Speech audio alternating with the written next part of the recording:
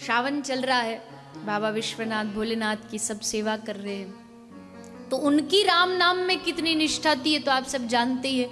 विष राम नाम लेके पी गए और देखो कंठ में अमृत का फल प्राप्त हुआ। तो भगवान भोलेनाथ जी ने एक बार एक रामायण की रचना की, श्री भोलेनाथ जी के द्वारा रचित रामायण। और उस रामायण में कोई ऐसी वैसी रामायण नहीं थी छोटी मोटी, वो रामायण अद्भुत रामायण, उसमें 1 करोड़ श्लोक थे। भोलेनाथ जी ने रचना कर दी। अब सब देवताओं के, मानवों के, सबके मन में आया, अरे भोलेनाथ जी क्या करेंगे इसको रख के, इससे अच्छा तो उनके पास जाते, निवेदन करते कि इसके जो श्लोक है उनको बांट दो, हम सब में बांट दो।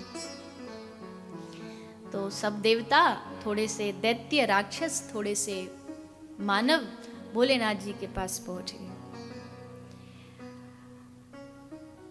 अब भोलेनाथ जी से निवेदन कर रहे, हे नाथ, हे भोलेनाथ, हे शंभो, क्या करोगे आप इसे रख के? तो एक काम करो, आप इस जो रामायण के श्लोक है इसको आप हम 3 लोगों में डिवाइड कर दो, देवताओं में, मानवों में, दैत्यों में, तीनों में। तो तीनों में भोलेनाथ जी ने 1 करोड़ श्लोक में से उसका 3 हिस्सा किया और 33 लाख 33 lakhs ईच ग्रुप, तीनों को बांट दिया। अब 1 करोड़ में से 33 तीनों को बांटेंगे तो कितने बचेंगे?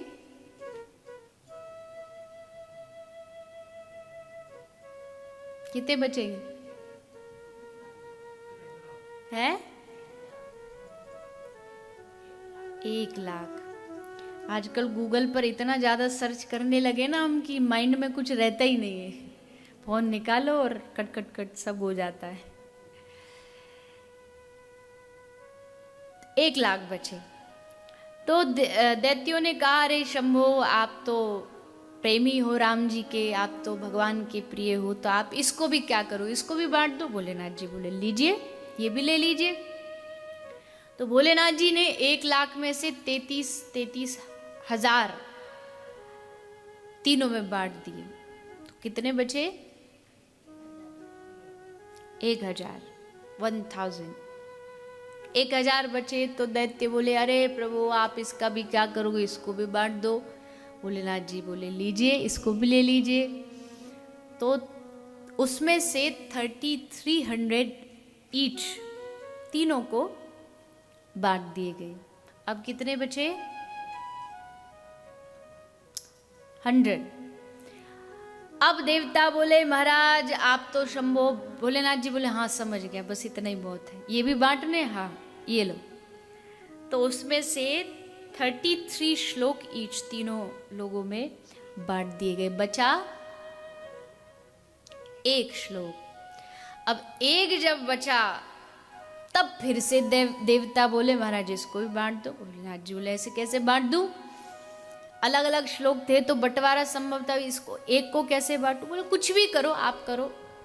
तो अनुष्टुपी छंद का श्लोक था, 32 अक्षर थे, उसमें 10-10 अक्षर तीनों में बांट करके भोलेनाथ जी के पास बचे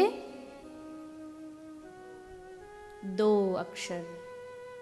देवता बोले, इसे बांट। भोलेनाथ जी बोले, खबरदार, अब आगे बोले तो बहुत सुनी तुम्हारी, अब जितना बंटवारा करना तब बांट दिया। और एक बात कहूँ, ये सारी रामायण तुमको मुबारक, ले जाओ, पढ़ो, अध्ययन करो, लेकिन ये जो 2 अक्षर है ये मैं नहीं दूंगा। अच्छा जी, मत दीजिए, पर कम से कम बता दीजिए ये अक्षर क्या है। भोलेनाथ जी ने कहा, ये अक्षर मेरी रामायण का सार है, ये अक्षर मेरे जीवन का सार है, ये अक्षर मेरे सारे अध्ययन, ज्ञान, त्याग, वैराग सब का सार है। और वो 2 अक्षर हैं राम। ये राम मेरी पूरी रामायण का सार है। मैंने राम पकड़ लिया, अब रामायण तुम पूरी पढ़ो, सुनो, आपस में बांटो। क्योंकि मैंने तो जो मूल है उसको पकड़ लिया, जड़ को पकड़ लिया कि राम ही सारी राम कथा, कृष्ण ही पूरी भागवत का सार है, शिव ही पूरी शिव पुराण का सार है। इसको हम क्या करते हैं, जो पकड़ना चाहिए वो नहीं पकड़ते हैं, जो मूल चीज जो जरूरत की है वो नहीं पकड़ते, और बाहरी जो छोटे मोटे चुटकुले उनको पकड़ लेते हैं, गलतियों को पकड़ लेते हैं, बस जो चीज पकड़नी है उसे नहीं पकड़ते हैं। वो वैसी हालत है, एक बच्चा, उसको दवाई खाने की आदत नहीं थी, टेबलेट्स नहीं लेता था, तो पिताजी ने सोचा इसको कैसे दवाई दूँ, इसको बड़ा तेज बुखार है, तो ऐसे तो लेगा नहीं। तो पिताजी ने क्या किया, एक दिमाग लगा के, उसको रसगुल्ला बहुत अच्छा लगता था, तो पिताजी ने रसगुल्ला के अंदर वो जो दवाई थी, मेडिसिन टेबलेट, उसको घुसा दिया। बोला बेटा ये रसगुल्ला खा लेना, मैं ऑफिस जा रहा हूँ। बोला ठीक है पिताजी।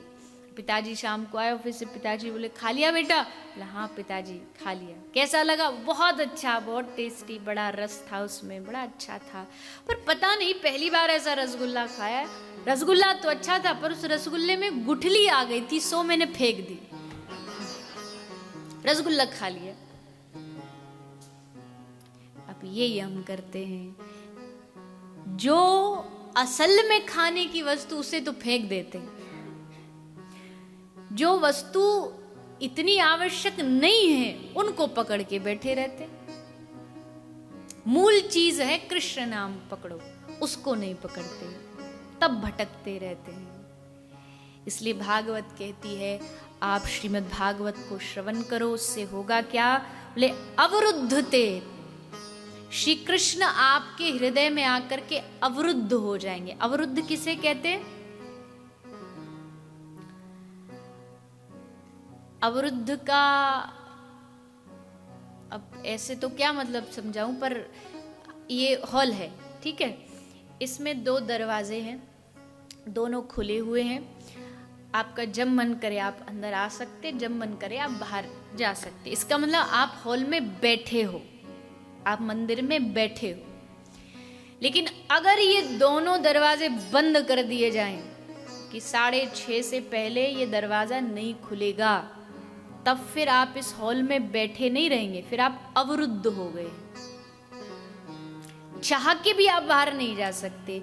तो यहाँ व्यास जी ने जो शब्द लिखा वो ये नहीं कहा कि आप भागवत सुनोगे तो कृष्ण आपके हृदय में आके बैठ जाएगा, कहा कृष्ण आपके हृदय में अवरुद्ध हो जाएगा, मतलब वो चाहे भी बाहर जाना आपके हृदय से तो बाहर नहीं जा सकता, आपके हृदय में वो अवरुद्ध हो गया, बंध गया। अब आप लाख प्रयास कृष्ण भी करे कि मैं जाऊं तो जा नहीं सकता।